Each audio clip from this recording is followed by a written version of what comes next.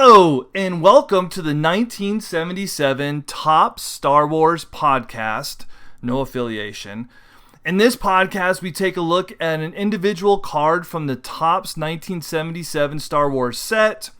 We talk about any interesting facts about the card, its history, and where it came from in the movie, the current kind of pricing of the card from PSA to the raw cards. And then at the very end, we will take a look at how I'm ranking what the top 10 cards in the Topps 1977 Top Star Wars set are. In episode 1, the very first episode, we took a look at card number 58, Harrison Ford as Han Solo. And then in episode 2, we took a look at Grand Moff Tarkin, card number 8, his rookie card in the set there. Now, card number 75, Darth Vader strangles a rebel. The whole reason I got into collecting this set in the first place was because of Darth Vader. For a few years, I was going to shows and I would see Darth Vader cards. And so I started just buying Darth Vader cards just because I loved him as his character so much and one of my favorite characters in Star Wars. And then as I started getting a few more of his cards, because there are a bunch of Darth Vader cards in the 1977 Top Star Wars set, I started taking a look at more of the cards, which just then led me into just collecting or trying to collect the whole set. This card, specifically card number 75, depicts one of the most memorable moments from the first few minutes of New Hope. It shows Darth Vader's introduction as a truly terrifying antagonist. He's literally lifting a rebel trooper off his feet with one hand. The image highlights Vader's ruthless aggression and his immense physical power, setting the stakes immediately for the audience. And I really think it's this scene in the very beginning of the movie that just, got us all so excited about Star Wars in the beginning and about Darth Vader as a character. And it really is a defining villain moment that cemented Vader as an icon of cinema history. Now, the back of the card is really interesting. So I'm going to just read what the back of the card says for those who are not watching the video. It says, "Long live Star Wars. This wonderful fantasy adventure loved by both critics and viewers is destined to become the biggest and most popular motion picture of all time." They're pretty much right about that. "Folks from 20th Century Fox, who produced Star Wars, assure us that there will be several sequels," and there were, "to the spectacular space fantasy, possibly set during a time before the first film took place." So not after, but they're talking about making movies before the first film. Interesting. In the meantime, we have Star Wars to enjoy over and over again at our local theaters. So just the fact that they're talking about making movies set before this one, I just thought was a very interesting fact from this card specifically. Now, this card comes from Series 2. The first two cards that I did for this podcast came from Series 1. They were the blue cards, and obviously you can see the red border on this card, which signifies the second series of cards that were released. This card is part of the second series of the 1977 Top set. The set was released in multiple series, for those that don't know, with cards number 67 through 132 comprising the second wave of cards. Now, this I didn't know before doing some research. One of the most fascinating aspects of early Top Star Wars sets is that they often used production stills from scenes that never made it into the final film or were significantly altered.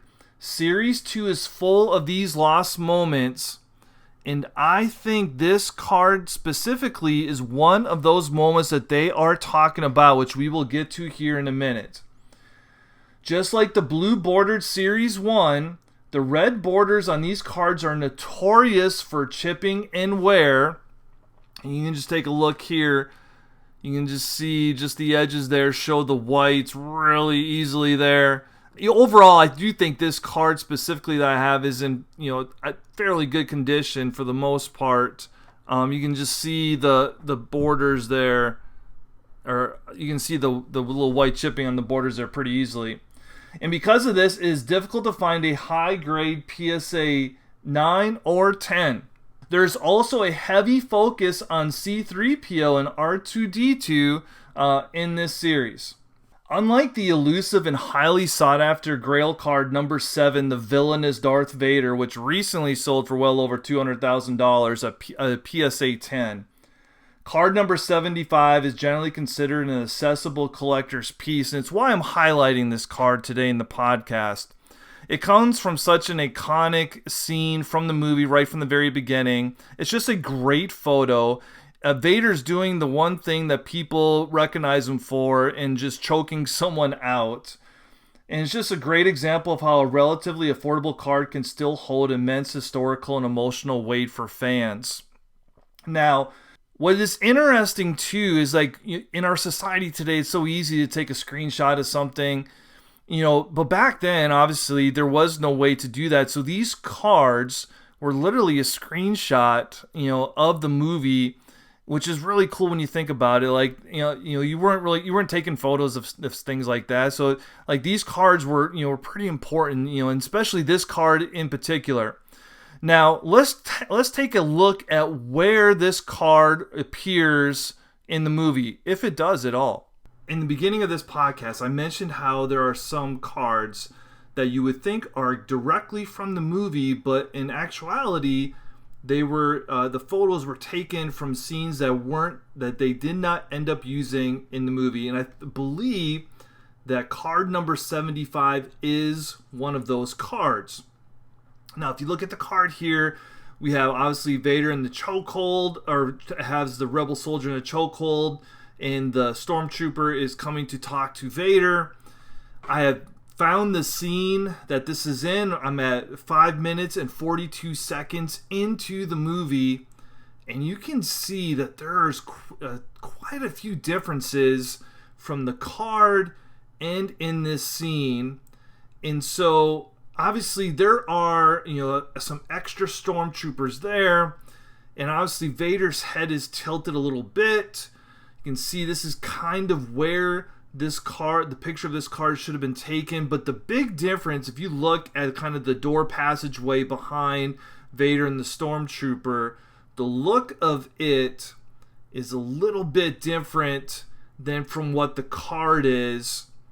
So I believe that this card 75 is kind of from a deleted scene, or a scene that was not used from the movie, which in my opinion makes this card so much cooler. If I'm mistaken, please let me know in the comments, but I am like 99% sure that this photo is not from the movie that we see today. So let's just take a look at how many of these cards have been graded and kind of the pricing of this card. So there's been a total of 230 PSAA graded cards so far, and I don't see that total going up too much higher right now with the current situation at PSA. There are only 4 PSA 10s. There are 17 PSA 9s out there, and there are 89 PSA 8s, which is the highest number of any grade. And then there's 55 PSA 7s. So all total between PSA 10s and PSA 8s, there is, if my math is correct, 110 total of those cards. So not a high amount at all. Now, kind of looking at the pricing side of things, there's a website called pricecharting.com that kind of totals all these things together. And they kind of, and the website says that, a grade 8, about average sale is about $55. Some recent sales, so back in March, a PSA 8 sold for $58. No PSA 9s or 10s have sold anytime recently. Back in March as well, another PSA 8 sold for $52. Also in May in O-Pee-Chee. So if you don't know, O-Pee-Chee is like the Canadian brand of Topps, and that card, those O-Pee-Chee cards tend to are a little bit more pricier than the Topps versions. So if you're looking at buying cards and you see O-Pee-Chee, and that's the reason why. They're just less made, I would guess, and just a little bit more expensive. Anyways, that card sold for $60. And then back in April, a PSA 8 sold for $31. So I think a PSA 8 of this card and that price is a pretty good price, because it's a really, really good card of Vader there. Just a great card. And then just to take a look at PSA 7 sale prices, back in May, a PSA 7 sold for $14.50. Like, I would have loved to have got this card at that price. And then back in March, one sold for $30, and then a couple others sold for $30 as well. So I think super affordable.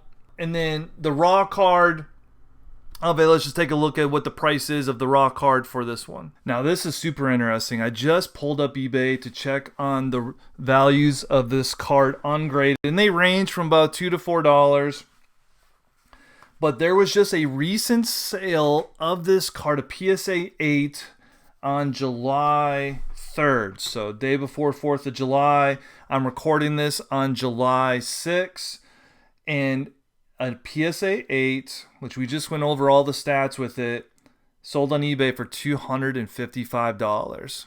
Now, I was just telling you sale prices of this card from a couple months ago, and it was selling for about $50.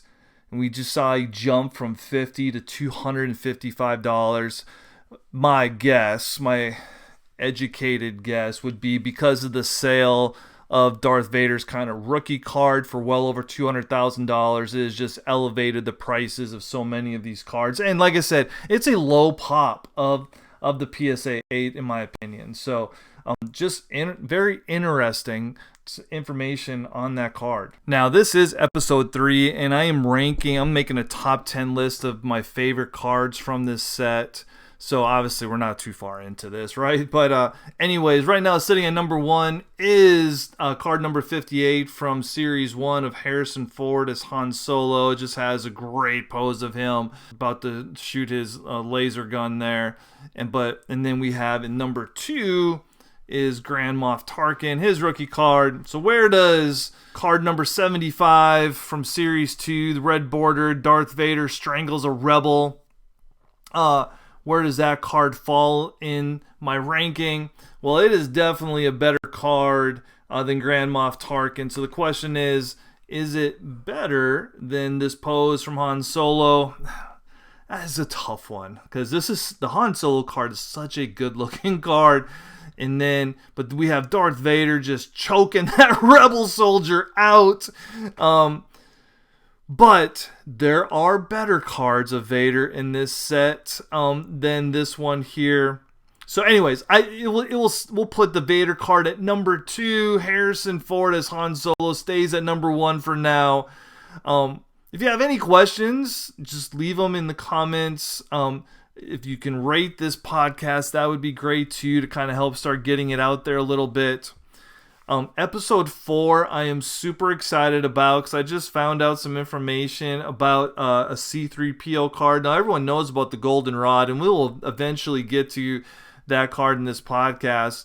But there was another mistake made with C-3PO, which I find super interesting, and I can't wait to share with all of you in episode 4. Like I said, if you have any questions, or if you have other cards that you'd like for me to talk about in future podcasts, let me know in the comments. And otherwise, may the Force be with you.